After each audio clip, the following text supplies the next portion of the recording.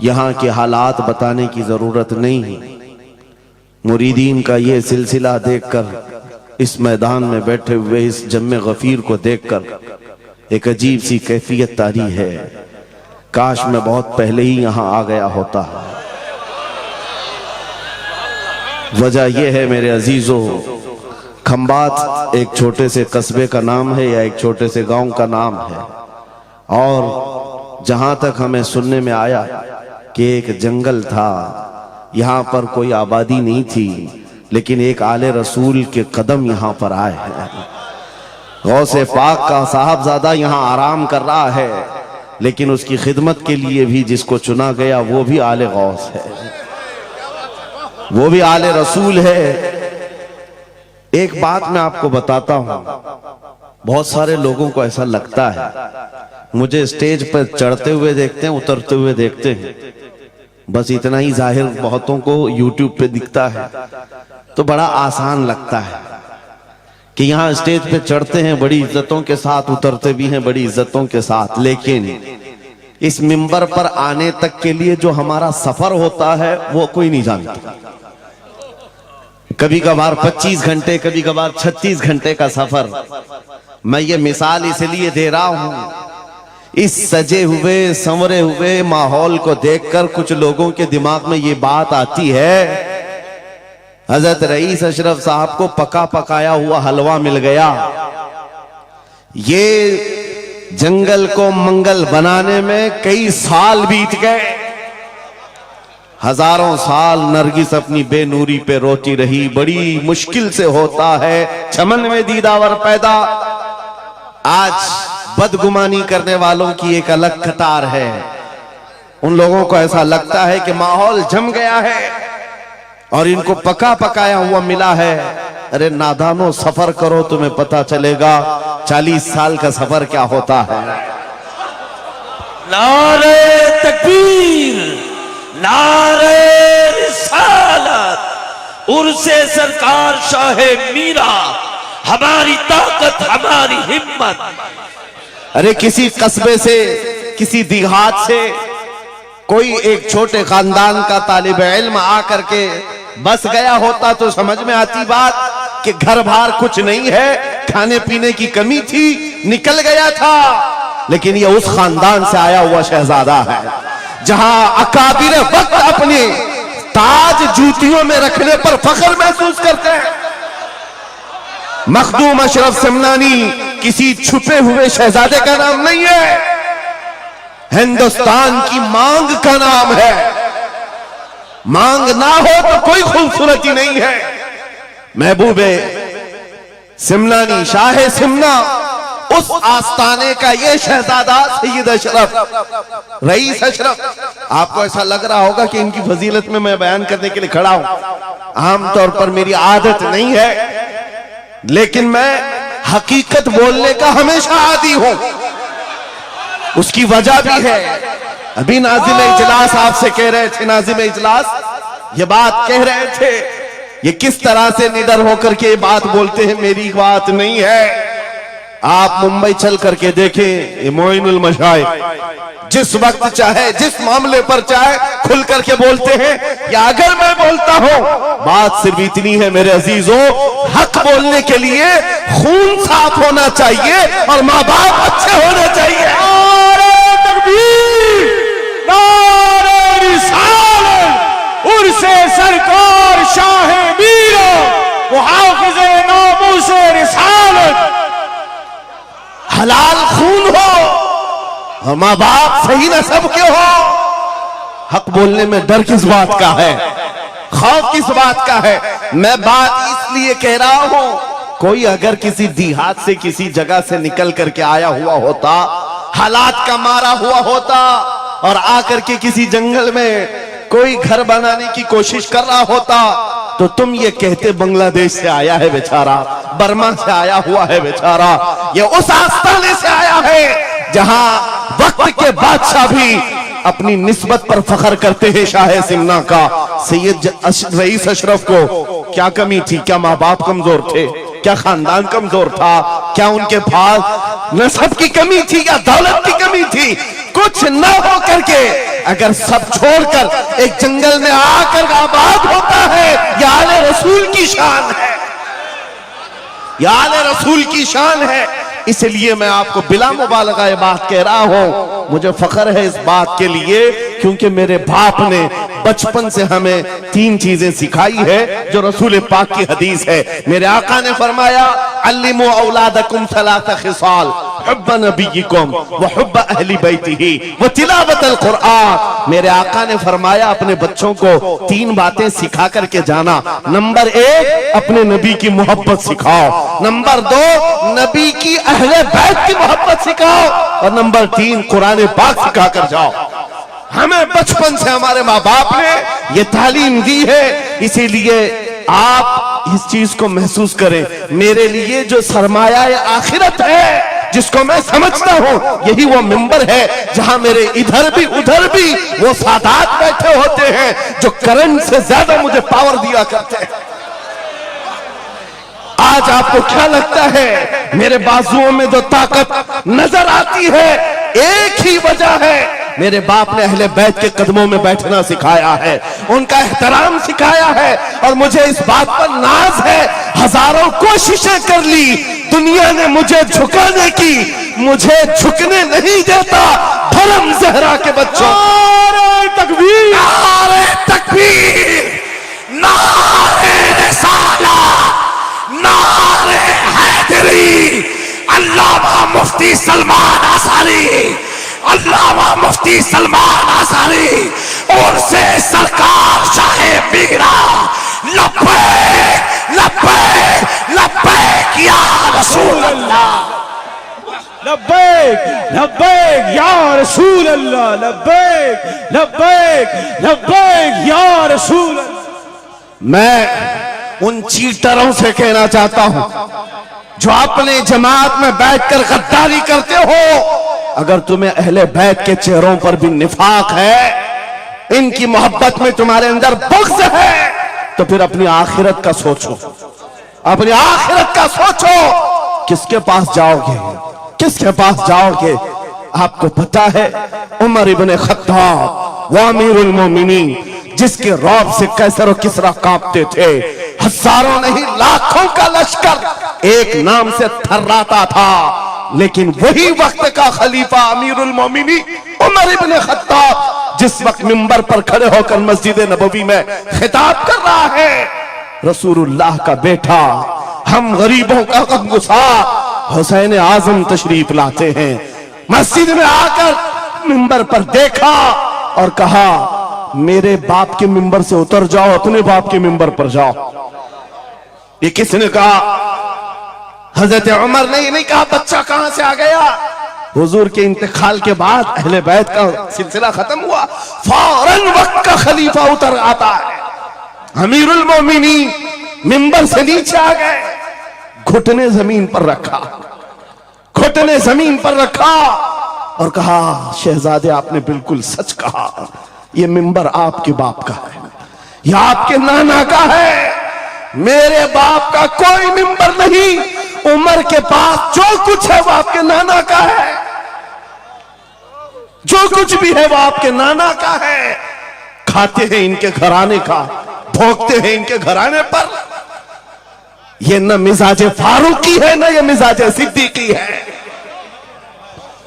آپ کو میں بتاؤں پھر حضرت عمر نے کیا کہا، اگر شہزادے آپ اجازت دے دیں تو میں منبر پر چڑھوں۔ ان کے سامنے بولنے کی جسارت کس کی تھی؟ لیکن رسول اللہ کی آل ہمارے لیے سرمایہ آخرت ہے، یہ نبی پاک کی آل کی محبت ایمان کی علامت ہے۔ بیٹا عمر فاروق رضی اللہ تعالیٰ عنہ کا ہے، عام نہیں ہے، وہ بھی صحابی رسول ہیں، صحابی رسول ہیں۔ باہر کسی معاملے میں تکرار ہو گئی امام حسین کے ساتھ، وہ حضرت علی کے بیٹے، یہ حضرت عمر کے بیٹے، آپ کو ایسا لگتا ہو تو سنو، حضرت عمر تو خلافت پر تھے، حضرت علی نہیں تھے اس وقت۔ ہو سکتا ہے چھوٹی عمر میں کچھ بحث ہو گئی، بحث ہونے کے بعد یہ تکرار ہوئی تو امام حسین نے عبداللہ بن عمر حضرت عمر کے بیٹے کو صرف اتنا کہا تم میرے سے کیا بحث کر رہے ہو؟ تمہارا باپ میرے نانا کا غلام ہے۔ Subscribe to my YouTube channel, آگے کے پارٹ کے لیے سبسکرائب کریں اور دین کی معلومات کریں۔ ایسا کہا سچ کہہ رہا ہوں بابا، ایسا ہی کہا بلا لا حسین، بلا لا۔ طلب کیا گیا، امام حسین کو بلایا۔ بیٹا حضرت عمر کا، ہو سکتا ہے اس وقت ان کو یہ خیال ہو کہ شاید زجر و توبیخ ہو جائے، ڈانٹ ڈپٹ ہو جائے۔ حضرت عمر آتے ہیں، کہتے ہیں اے حسین ابن علی، یہ میرا بیٹا جو کہہ رہا ہے کیا یہ بات سچ ہے؟ کیا آپ نے اس کو ایسا کہا کہ تیرا باپ میرے نانا کا غلام ہے؟ امام حسین نے کہا ہاں سچ بولتا ہوں، ہاں میں نے کہا۔ کہہ کے بتاؤ کیسے کہا، کہہ کے بتاؤ کیسے کہا؟ کہا میں نے ان سے کہا تیرا باپ میرے نانا کا غلام۔ حضرت عمر نے کہا اور ایک بار کہو، پھر کہا اور ایک بار کہو۔ اس کے بعد عمر ابن خطاب کی آنکھوں سے آنسو نکلے۔ کہا اپنے بیٹے کو کیا بہترین تکرار کر کے آیا ہے، یہ حسین یہاں گواہی دے رہے ہیں، کل قیامت کے دن یہ اتنا کہہ دے میری زندگی وصول ہے۔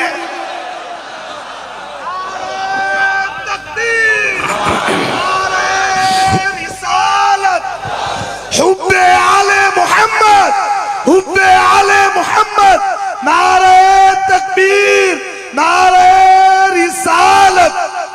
سچ بتا رہا ہوں، ڈاکٹر صاحب یہاں آ کر کے ابھی جو لنگر کی کیفیت بتا رہے تھے، اور ان کے پڑھنے سے پہلے میں بھی لنگر کھا کے آیا۔ آپ کو ایک سچی بات بتا رہا ہوں، شاہ میران کے سامنے منبر پر بیٹھا ہوں، مجھے آخری وقت تک یہ خیال نہیں ہو رہا تھا کہ میں کس بات پر بات کروں، میں بیان کس چیز پہ کروں۔ میں نے جو کچھ شروع کیا تھا شاید یہ شاہ میران نے مجھ سے بلوایا۔ اب سنو جو قرآن پاک کی میں نے آیت پڑھی، رب نے فرمایا وَاعْتَصِمُوا بِحَبْلِ اللَّهِ جَمِيعًا، اے لوگوں سب کے سب اللہ کی رسی کو مضبوطی سے پکڑو۔ اللہ کی رسی کیا ہے؟ کیا یہ آسمان سے نیچے لٹکتی ہے؟ کوئی رسی ہے جس کو پکڑنا ہے؟ مفسرین سے پوچھو، قرآن کی تفسیر کرنے والے کہتے ہیں اللہ کی رسی محمد الرسول اللہ ہے اور ان کی اہل بیت ہے۔ ان کے اہل بیت کو اللہ کی رسی کہا گیا ہے۔ سب کے سب مل کر کے اگر اس رسی کو پکڑ لیں، میرے عزیزو، یہ اختلافات، یہ انتشارات، یہ جس قدر آج ہمارے درمیان تفرقات شاید نہیں ہوتے۔ ہمارا مرکز، ہمارا ماوا، ہمارا ملجا ایک ہی ہے۔ اس منبر نے آج لوگوں کو یہ سکھانے کی کوشش کی ہے، تم جس طرح مشرب و سلسلوں میں بٹ کر کے یہ سمجھتے ہو کہ میرا خطہ الگ ہے، اس کا خطہ الگ ہے، میرے عزیزو یہ ایک پورا سلسلہ ہے، 700 سال پرانا سلسلہ، 700 سال پرانا سلسلہ۔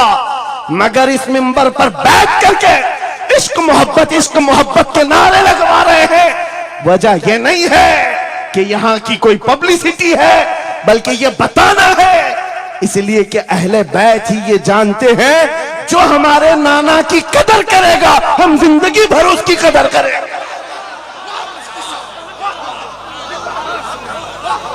آپ کو کیا لگتا ہے اعلیٰ حضرت کا نام، ان کے مسلک کا نام روٹی سیکنے کے لیے لیا جاتا ہے؟ میرے عزیزو، اعلیٰ حضرت کا نام، مسلک اعلیٰ حضرت کا نام اس لیے لیا جاتا ہے ڈال دی قلب میں عظمت مصطفیٰ سیدی اعلیٰ حضرت پہ لاکھوں نعرہ تکبیر، نعرہ رسالت، عشق محبت، عشق محبت، عشق محبت، عشق محبت، عرس سرکار شاہ میران۔ مجھے میرے مرشد گرامی حضور تاج الشریعہ رحمت اللہ تعالیٰ علیہ ایک بات کہہ کر کے مصر بھیجے تھے، جانے کے وقت کہا تھا نام کی کوشش مت کرنا، حضور کا کام کرنا۔ اور انہوں نے یہ شعر پڑھ کر کے کہا تھا، آخری محفل تھی اس وقت میری، तालिब इल्मी के जमाने की बात कर रहा हूं। ये पढ़ करके बयान किया था। आला हजरत को देखना, उन्होंने ये खुद कहा है, बेनिशानों का निशान मिटता नहीं, मिटते मिटते नाम हो ही जाएगा। आला हजरत उस सिक्के राइजुल वक्त का नाम है जिसने हर दिल पर राज किया है, हर खानकाह पर राज किया है। मेरा एक जुमला मैं अक्सर मजमों में कहता हूं, अक्सर तकरीरों में कहता हूं, एक बात समझ करके चलो शाह मीरा के उर्स में आने वालों, मेरा एक फार्मूला सुनना है। अगर इज्जत चाहते हो, वकार चाहते हो, ये जुमला याद करो, उनकी बात करो, हर दिल पे राज करो। बस रसूलुल्लाह की बात करो, हर दिल पे राज करो। आज हमारी जो इज्जत है मेरे अजीजों, ये खानकाह है अशरफिया और यहां खानकाह है शाह मीरा है, जिनके सामने मैं खड़ा हूं। लेकिन आपको मैं बताऊं, मैं अपनी किस्मत पर फख्र करता हूं। यही वक्त होगा, कल की रात में मारना मुतहरा में मौजूद था, वहां सादाते किराम के सामने, अजीजा ने गिराम, ये अहले बैत अतहार के इन तमाम मिंबरों का सफर करते करते हमें एक पावर मिलता है, ताकत मिलती है। और आला हजरत का वो मिशन समझ में आता है कि आला हजरत ने रसूलुल्लाह के दरबार की नौकरी की थी। मेरे आका की दरबार की नौकरी का सदका अल्लाह ने उन्हें ऐसे अता किया है। मैंने मिस्र जाकर देखा है, अफ्रीका में देखा है, अमेरिका वगैरह हम गए नहीं, लेकिन जानते हैं जहां कहीं उर्दू बोलने वाला हो, बल्कि मैं तो अरबी दान लोगों को सुनाऊं, मिस्र की सरजमीन पर हर जुमा एक जगह मौलूद शरीफ हुआ करती थी, हम हिंदुस्तानी तलबा वहां जाते थे। मिस्र के रहने वाले उस्ताद हैं, जब महफिल मीलाद खत्म होती कहते हैं हिंदुस्तानी तलबा को, खड़े हो जाओ, वो पढ़ो मुस्तफा जाने रहमत पे लाखों सलाम, वो पढ़ो। हम पढ़ते थे मगन होकर। एक बार मैंने उनसे पूछा था कि हुजूर आपको समझ में आता है ये सलाम? ये तो उर्दू में लिखा हुआ है, उर्दू बोलने वाले ही पूरा नहीं समझ पाते, आप समझते हैं? कहते हैं समझने की जरूरत नहीं, इश्क की बोली हर जमाने में हर जगह एक ही होती है।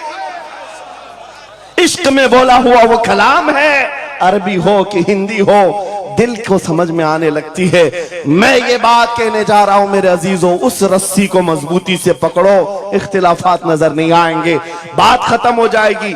आज से 2 साल कबल एक कुत्ता यहां पर हिंदुस्तान में भौंकता था, खिंजीर का बच्चा जब नबी पाक की शान में भौंकता था, इस फकीर ने उसे ललकारा था। मेरा नाम, मेरी इमेज लोगों के सामने है, मैं वाकया तफसील से नहीं बता रहा हूं, मैं अपनी बात आपके सामने ये रखना चाहता हूं। जिस वक्त उस खबीस मलऊन को पुकारा, आपको पता है हम तो एक छोटे से इलाके से उसको पुकारे थे, लेकिन निशाना सटीक जाकर लगा, और उसके बाद कुत्ता बिलबिलाया भी, मैदान में आने की बार बार कोशिश करता रहा, लेकिन अब तक वजूद नहीं है। लेकिन उसके बाद मैंने देखा है, महीना, 2 महीना, 3 महीने गुजरे होंगे, हर मुल्क से, अफ्रीका से, ऑस्ट्रेलिया से, न्यूजीलैंड से, अमेरिका से, हर जगह से लोगों ने मुझे मैसेज भी किए, खुतूत अरसाल किए, वहां से रिसाले भेजे और दादो तहसीन के साथ दुआएं दी।